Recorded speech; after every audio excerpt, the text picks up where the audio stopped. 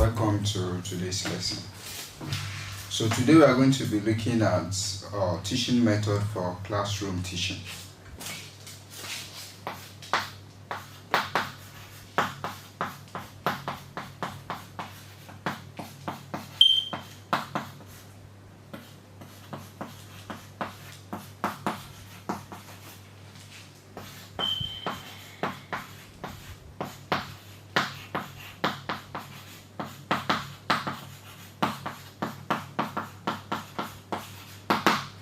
So, like I said earlier, our topic today is teaching method for classroom teaching. So today we are going to be looking at various teaching methods that we have. And we are going to be looking at the meaning of teaching method before that time. So, like I said earlier, we're going to look at types of teaching method.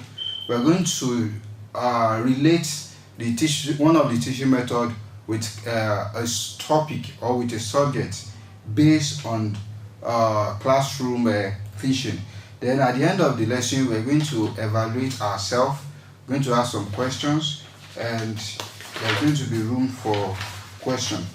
Now, as we all know, every teacher dreams of having effective teaching, even if the topic that you're about to teach is hard or is kind of a critical question, but still we still desire to have effective teaching. We want to ensure that the learner understand what we are teaching. So in this, we tend to seek for a better way of to deliver our message, our lesson. This led us to finding out the best teaching method that fits in with the topic or the subject we want to teach. So that leads us to the meaning of teaching method. So before we do this, we must know the meaning of teaching method. So, what is the meaning of teaching method? Teaching method comprises the principle and method used by a teacher to enable learners learn. The principle, the method you use to enable your listener or your learners to learn, that is what we refer to as teaching method. And we have different types of teaching method.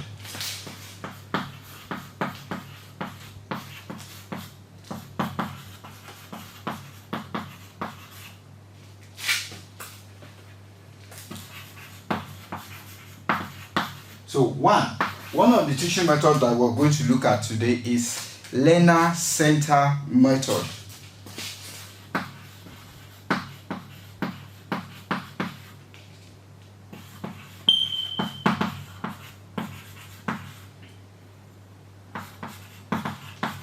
Learner-centered method. I know you want to ask me that what is the meaning of learner-centered method. Now, learner-centered method simply means a method of teaching whereby the teacher puts in place the ideological experience of a learner. That means you take learner into consideration. Whatever you are doing, you make it learner-centered method. That is, the learner bring in ideas. You take from their different idea to in your lesson to deliver your lesson. Maybe, for example, you have given them the topic ahead of class. So to go for research, by coming back to the class, you will ensure that the learner's idea is being put in place in the classroom. Now we have another method as collaborating method.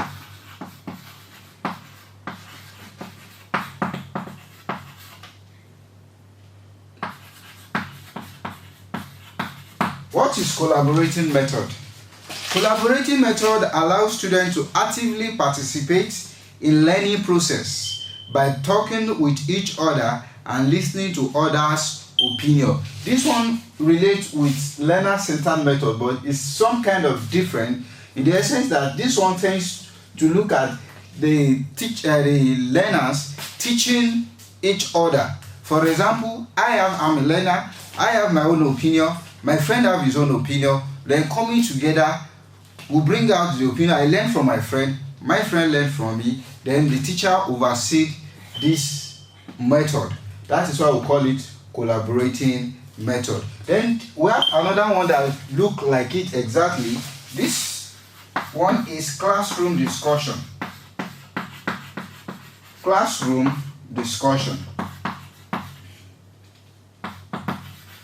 We have classroom discussion. Now, what is classroom discussion? This classroom discussion is commonly used in a class. It is the most common types of teaching method ever in a classroom.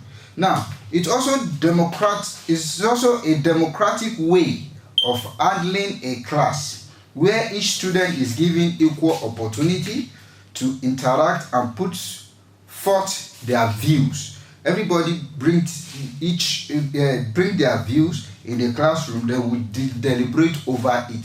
That is why it's called classroom discussion. This classroom discussion method gives room for learners to share opinion, to share idea, to bring up questions that need answers. Then we have another one that is very common, which is classroom action research. Classroom action research.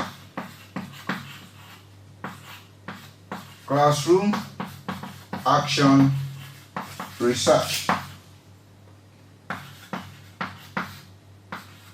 Classroom action research. This one, the process of this one is very simple. All you have to do is get the topic you want to teach tomorrow. Let's take, for example, tomorrow or next tomorrow. Then give the topics to the children. Let them go and make research. The learners, let them go and make research over it. Then when they come to class, they will bring their reports. Then you work on their reports. Most of them, this method help the learners to go extra mile to get ideas, to get to know more. Even what you don't have in mind to teach, by the time you give these children to go for research, they will come and tell you, even you will learn more from them. Now, let's look at a very common teaching method, which is lecturing method. This one is very common in the higher institution.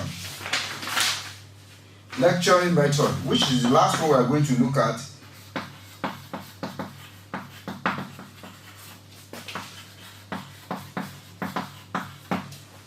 This one is very common in higher institution or in a class where you have thousands of learners, that the class is just too crowded, a crowded class. You can use a lecturing method.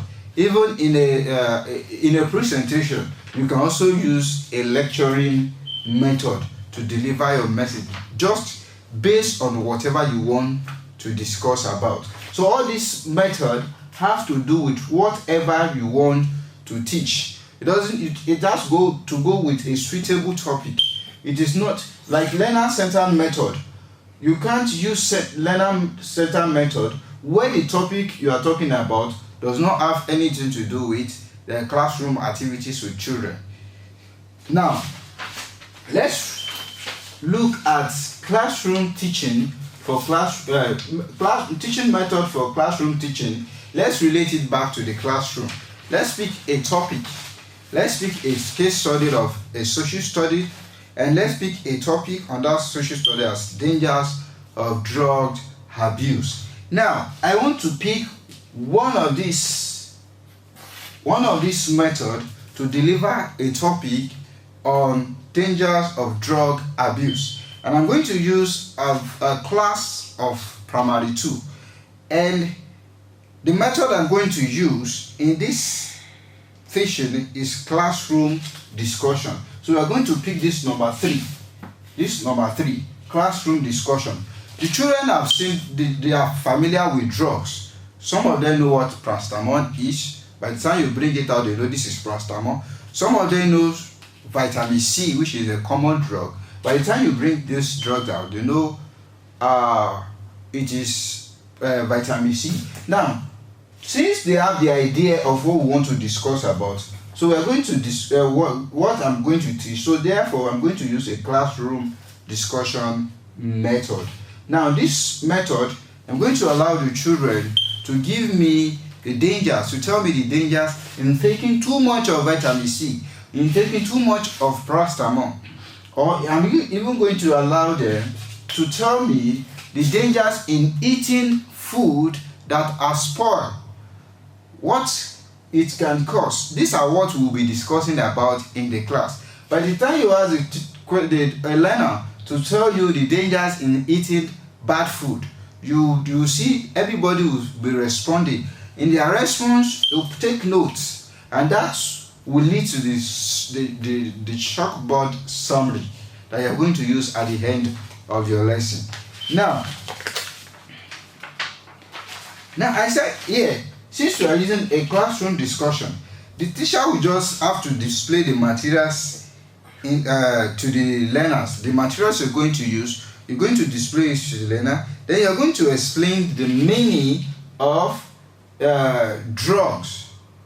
Then when you display it, children will be able to identify the drugs. Then they will be able to tell you the dangers in taking those drugs. Overdose, using excess use of those drugs, the learner will be able to tell you.